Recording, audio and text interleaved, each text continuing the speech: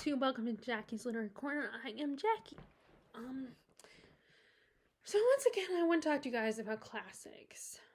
I was recently thinking about this again. How I noticed there are a lot of classics that, first of all, you have two types of people. You have the people who say these are must-read classics. But then you also have, people will say, because those lists exist, I notice there are people that will say, oh, people are only reading these, saying that they're reading these classics just to say they read them. And that has always bugged me, because I feel like that's not a fair judgment on a person in their capabilities. To assume that they're only reading certain classics because, or they're not even reading them. They're just saying, oh, I read this book because it's a classic. And doesn't do anything for the book either. Because it's like, you're not giving the book enough credit and saying, because, yeah, reading is subjective and not everybody's gonna love every book that's considered a classic. And, I already have, I'm already very ambivalent to the whole must-read list, because on the one hand, I think it's kind of fun to see which books on those lists have you actually read. And just have that as a challenge to be like, I'm going to read these books. I'm going to read some, I'm seeing which one of these, how many of these books I can read. But the negativeness of that is that you could potentially only be reading those books just to say you've read them. And just to say, just to mark them off. Even if you have actually read it, you're just marking them off as a book that you've read. And you're not really taking the time to appreciate the book and to enjoy it and have a good time. Because, like I said, reading is subjective. So even if it's a book that's very sad and tragic, or, has a lot of topics that are very heart-wrenching, or it doesn't have a happy ending, does not necessarily mean that you're not enjoying it, that you don't love it. Because sometimes people like sad books because it shows humanity and the humanity of the story, and it's something that you can relate to, or something that makes you feel better about your own life, even if there are things about your life that you don't absolutely love, that aren't necessarily tragic but not great. Reading a sad book might take you away from that. And sometimes people just want to feel. Sad books make you feel very passionate, very strongly, and really can pull you into the story. And you're just holding on to that hope that maybe it will have a happy ending. And even if it doesn't, you might still be like, oh, that was so good. Yes, it made me cry, and I wish it had a happy ending, but that doesn't take away how good it was, how riveting and page-turning the story was. And, people always assume that because, you have books like Ulysses where James Joyce gets really creative with the writing style. He flips back and forth on the writing style. I mean, already, one of the writing styles I think he uses, I think that's when this is when is stream of consciousness, and that's why it's hard for me to get into Virginia Woolf, because it's just so hard for me to get into that type of writing. And I think in this book he uses that, where it's just the continuous thoughts of the characters, and it can be overwhelming and very confusing, and I can get lost in their mind, and not in a good way. Not in a way, oh, I'm getting lost in this exciting story, and it feels so real and everything. Lost as in, I don't know what's going on, and I'm just trying to figure everything out and figure out what they just said, and now they're jumping to a new thought. Which maybe that's probably how humans are. But I am sure that there are people that really love this book, and that they're not thinking that, oh, James Joyce is just screwing with us. He's just messing with us. Because of how creative he gets. And maybe that makes James Joyce arrogant and pompous or whatever, just because he uses so many different styles, and but that was probably fun. Maybe that was fun for him to mix it up a little and try different ways to tell the story. Even if today's audience don't love it. But I do think that there are a lot of people who would enjoy the story and love it because, there are a lot of positive reviews on the story and people elaborate on those reviews. And I don't think if people were just liking it just to say that they read it, or that they, just to say, oh, I've read this cool book and I liked it, then why are they explaining why they loved it? If they, and they will pull out quotes and stuff like that, and maybe you'll just assume that, oh, they're just being pretentious and pulling things out of their ass and everything, but I don't know. I don't think so. I mean, maybe some of them, but there's just too many people that enjoy it, and I don't think there's anything wrong with that. And we have another one, and this is the one that I like, that I've liked so far. I haven't finished it. Is War and Peace. Yes, it's a super long ass book, and the Russian names are a little confusing for me and hard to, because I don't know the language. I never studied Russian, and they have multiple names. Like, we only have 3 names, and most of the time we're only called by, unless you're in trouble with your parents, most parents and your friends will call you just by your first name or your nickname, which they do have nicknames in War and Peace. But I don't think, like I said, it's not fair to just be like, oh, you're only reading it because just to say you've read War and Peace. Like, it's just so judgmental to assume that these books like War and Peace and Ulysses that they're not read because they're not enjoyable. They're only read just because, just to say, oh, this is like, I'm reading this epic book that is a must-read book, or has so much literary merit. And when I see these books, I'm like, I genuinely want to read them, to try them out. And this one I did try, but it wasn't for me because, like I said, the writing style was hard for me to follow, and I was getting very confused because I didn't know what was going on in the story. And then, to be fair, I also read it when there were, outside forces distracting me, like the radio, and talk radio needs more to be more specific. Or like, I'm trying to read it. Like, this definitely is a book that requires, at least for me, complete quiet. Where I don't have anything to distract me. And surprisingly, even though I have all my stuff in my room, it's easier not to get distracted. Especially because I'm not sitting, like, directly in front of the TV. And then, I like in the spring and summer when I can sit outside. But, of course, it's winter time, so it's very uncomfortable to sit outside, even if I'm wearing a coat. Plus, I can't, it's kind of hard to wear gloves, and because your fingers are covered, so it's hard to turn the pages. But, oh, did I get, oh, wow, so I got to pay $200 at least. I mean, of course, now I'm looking at it, I think I'm looking at it, and this is the problem. As soon as I look at the book, I'm like, I don't know, maybe I want to give it another shot. But, and I do like the look of this edition that I bought. I mean, that's the only reason also I was hesitant to get rid of it, because I bought this at full price. But anyway, let's get back to the topic. And I think also the other big problem is, like I said, there's all those must-read lists. And even though it is really fun to see which books you have read, if you read any of the books on the must-read list,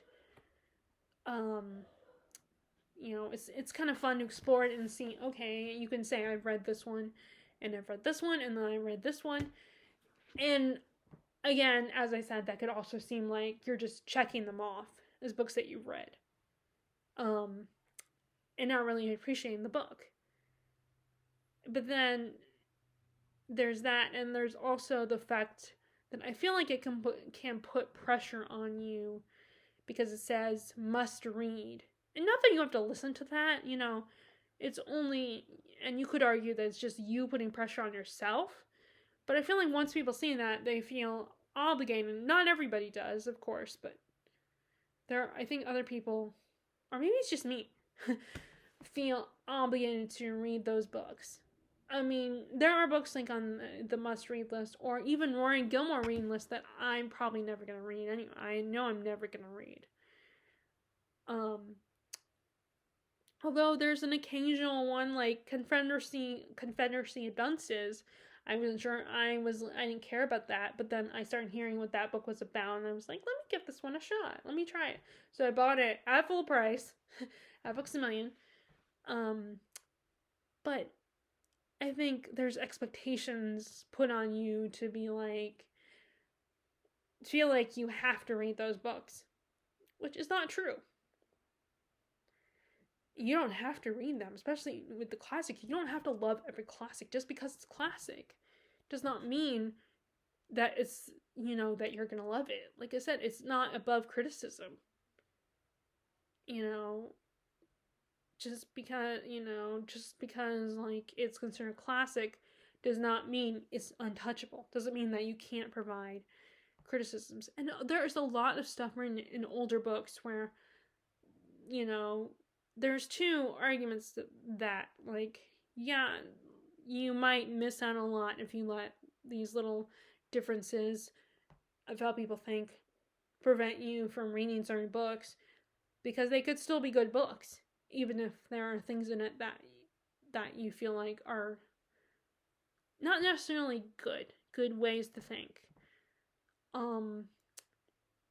Now, of course, there are things that are just offensive that it takes you out of the book completely, and it's just too much for you, and that's fine. Like, I totally can understand that. If you are that offended, and it's you feel like it's not right, but you can't change the past, and I feel like that can kind of, so yeah, you can, like, if you want to, but yeah, there are things in these classic books that you might not be comfortable with, because older books, their ways of thinking are very different to today's standards. Like, I think we're even more self-aware and more considerate of, that there are people that are different from us, that not every culture is the same, and not everybody has the same way of thinking, and that the world is not just dominated by one group of people, especially in the United States. So things that worked back then might not be as appealing today. So that's the other reason why you might not love every classic or want to read every classic, because it's like, it just might not work for you like it would have worked for people back then when it first came out. And there might be people that would enjoy it now, even if there are things about it that are very different to our way of thinking. So you don't have to read every classic, but again, I do feel like sometimes when you have a must read, and the way people talk about the book and its merits and how great it is can make you feel a little annoyed, or can make you feel manipulated into reading that book, and then you end up being disappointed. But at the same time, just because you don't love the book and you think it's a bad book, and you just, you don't understand people's love for the book, doesn't mean that for them it wasn't a good book. For them, it was an amazing book, and they see it's, that they believe it has merits and it's quality material. I mean, yeah, there's some books that aren't really good quality, and they're just kind of fluff pieces, or they're books that are just kind of fun, and there might be even classics like that. Or books that are part of the same era as a classic, like War and Peace and Ulysses. Like War and Peace, because of course Tolstoy wrote a lot. He didn't just write War and Peace or Anna Karenina. He wrote other books. He wrote short stories. So they have, these authors will have multiple works, or there will be other works that were written in that same time period, and not every single one of them is a classic. But like I said, I just feel like people should not assume anything about classics, they shouldn't assume that you're going to read every classic. They shouldn't assume that even if you didn't love the book and you hated it, doesn't mean that the other people didn't love it. They don't genuinely mean that it's a good book. You know, even if it does have things that you don't agree with in the book, that's your opinion. That's just how you feel, and not necessarily how they feel. And maybe you can explain why you feel the way you feel. You know, and maybe you'll get them, you know, but when it comes to loving a book or a movie or TV show or music or something, you know, I think it's going to be hard to get someone to change their minds. I mean, maybe over time, people could change their minds about, like, I've changed my mind before about books. But I feel like people just assume things because of their own feelings about the book. Especially when it comes to classics. And actually, it's more War and Peace that got me thinking about this, because I like what I've read so far, War and Peace. Yes, I haven't finished it because it's a long book, and I did put it down to get into other books, but I still liked what I read so far, and I wasn't confused or anything. I enjoyed the story. I thought it was engaging, enriching. The characters were really cool and really fun. That was for me. I liked it, and I just get so tired seeing people say, oh, people only are saying that they read the book just to say they read it, or oh, they don't really, or like the whole theory of, oh, most people that say they read War and Peace and liked it don't really mean it. Because, like I said, I mean it when I say what I've read so far, War and Peace, I have enjoyed. I think it's a good, engaging story. I just haven't, and yes, I put it down, but for me, putting a book down does not always mean that I'm not going to come back to it, that I don't want to read it anymore. It just means that I got sidetracked because, look, it's a big book. So there's a lot of other books that I want to read. I have so many books. I mean, I think that's why I always feel guilty, because I have so many books that I'm not going to stop buying books. I love reading, and I love buying books and collecting them, so I'm probably not going to stop. So yeah, but at the same time, I am feeling like, oh, I have to get to this book and this book.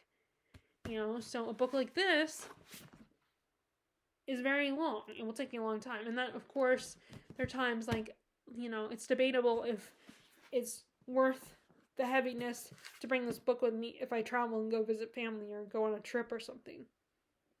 And of course, if I go, you know, travel overseas or travel on a plane, then a book like this I can't bring with me.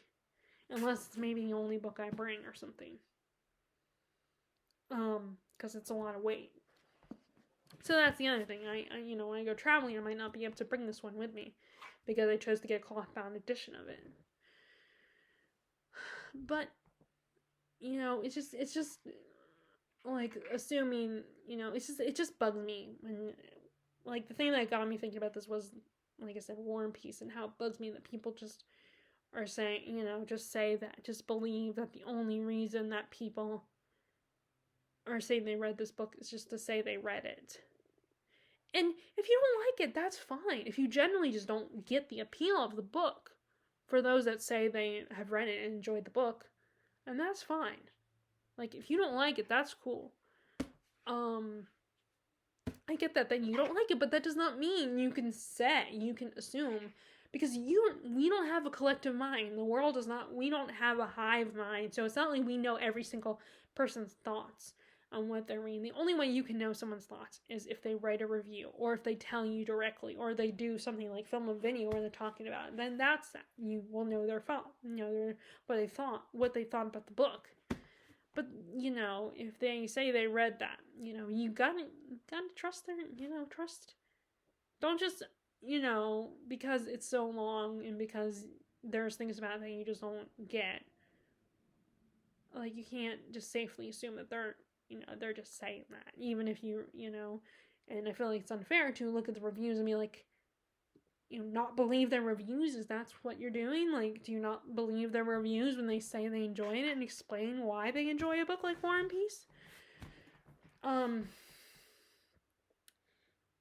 But yeah, so the other thing I was thinking about was the other day I was watching Tristan and Classics. I think it was his January wrap up.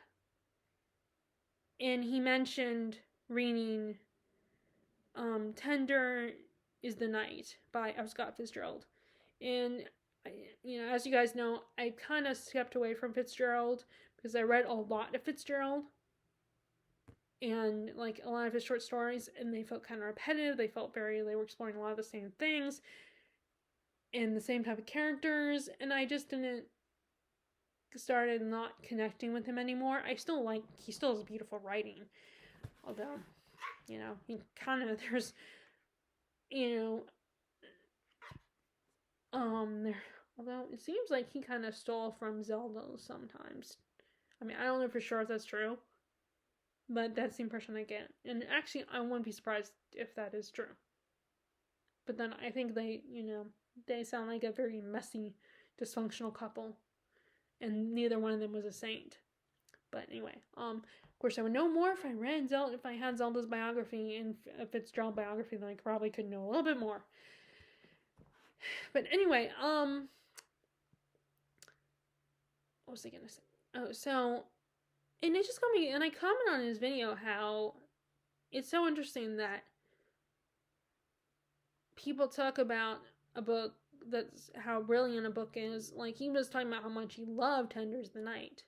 I mean, I hope no one that saw my comment, or if you read my comment, took it in a negative way, because I wanted to start a conversation about that.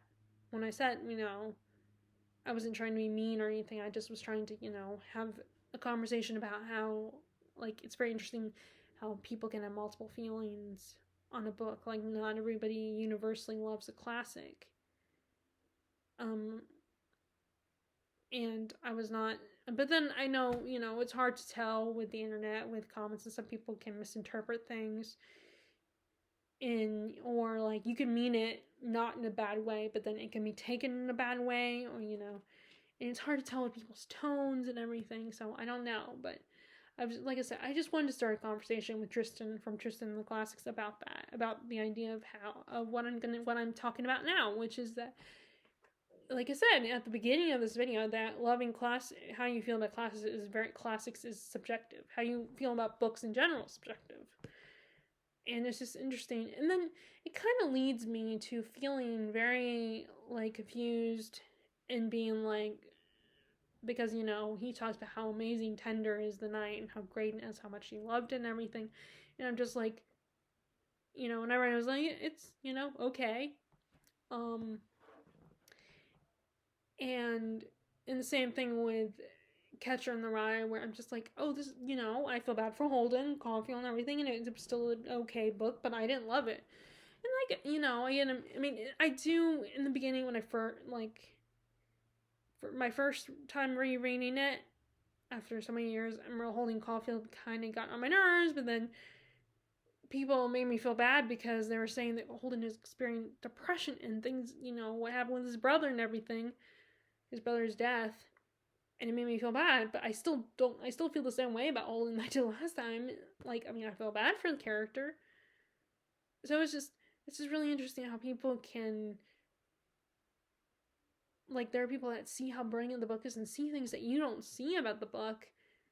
And then, for me, I'm always like, what am I not seeing here?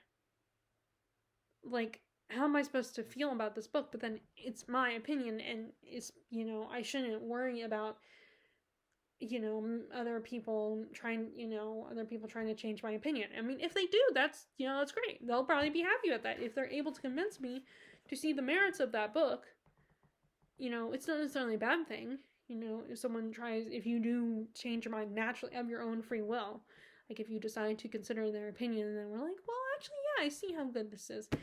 But I read these books, and I read both those books, Catcher in the Rye and Tender is the Night, and I'm just like, well, it's a good story, but it's not like this is the best thing ever, or it's so fascinating to me. Oh, I must have, I can see the symbolism and the importance of it and what this means and stuff. I just didn't feel the same pull that other people felt about those two books.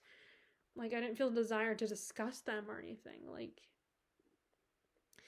and I'm like, okay, what am I missing? And I imagine, and I wonder if people, sometimes the reason why sometimes people will say, oh, you just want to say you read that classic.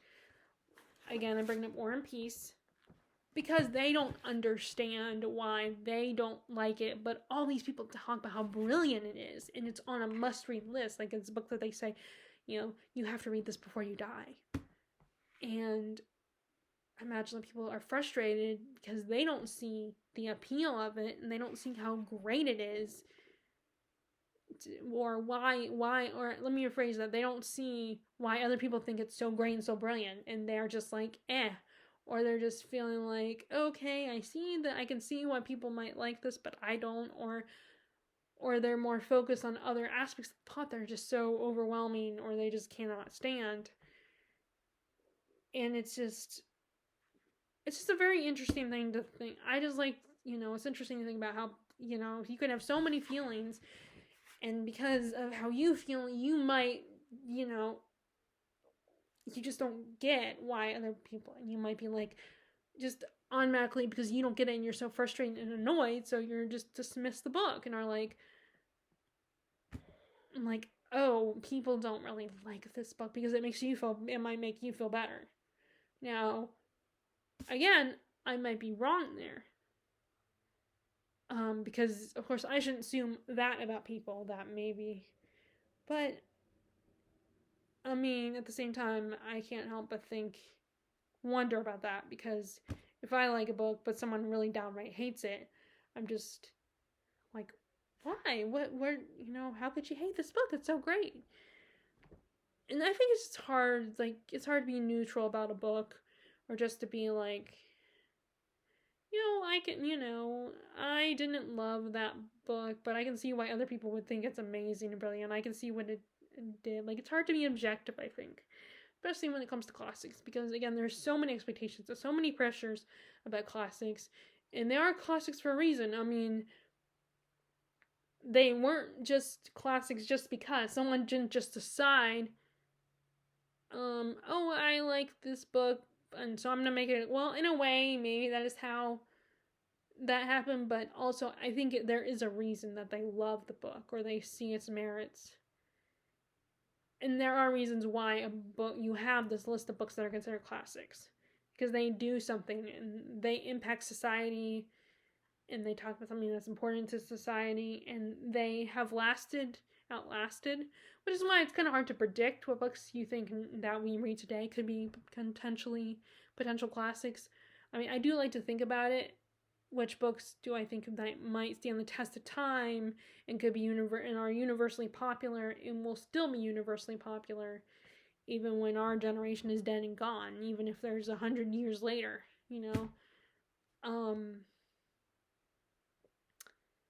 which is, now it's interesting because I put Harry Potter on that list, the Harry Potter series, but considering with its creator, the author, and how she said some things, I wonder.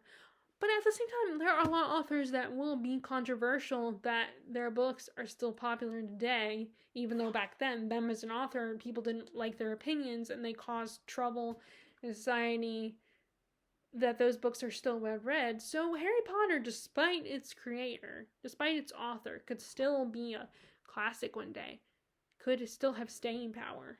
Because there's a whole new generation of kids that don't know about J.K. Rowling, don't know what she said and did they don't understand why she's offensive, because they're just kids. They shouldn't be expected to know these things. I mean, there's a lot of things that they don't understand, and they shouldn't be expected to understand them until they get old enough to really understand the complexities of those things and those nuances about them. So they just want to enjoy a book. And Harry Potter is a fun series. It's a really cool plot, and she does, and there's a lot of interesting things. Of course, there's stuff in there that it might be questionable in the future, but that's why I'm introducing to my nephews and my niece because I still think it's a good story, despite the author herself. I still think it's a good story. Yes, there's probably things in there that are, now you look at them very differently, but you know what? My oldest nephew is 8 years old. He won't understand that stuff. And it's not up to me to teach him about that stuff. It's just it's not up to, it's up to his mom, and she doesn't want to expose him to that right now. Those complicated feelings about people have about J.K. Rowling. So I don't think, I want them to still read that series. But anyway, like I said, and I bring it up because, like, again, it was one of those ones I wonder if it could be a classic. And sometimes there are books that are classics today, despite their author and how they felt about things and what they said, and how people might have back then did not agree with them necessarily. But anyway, so I'm basically bringing this because I just feel like some people make these assumptions because of how they feel about the book. And I think just because something is super long or just feels like overwhelming to read or confusing for you does not necessarily mean that other people don't enjoy that classic. But you don't have to read it. You don't have to love it. You're not obligated to, just as you're not obligated to not love it either. And that's so, I mean, I don't know if this video is going to change anyone's mind to be a little less judgmental of classics. But it's just something that I was thinking about and I wanted to talk about. And I didn't know if I could do a long enough video to talk about it. In fact, at first I was going to mention it in my recent update video where I update my current reads. And then it slipped my mind for a second. And then I remembered, it was like, okay, well, let me just do a separate video and see where I can go from there and talk about my feelings on this.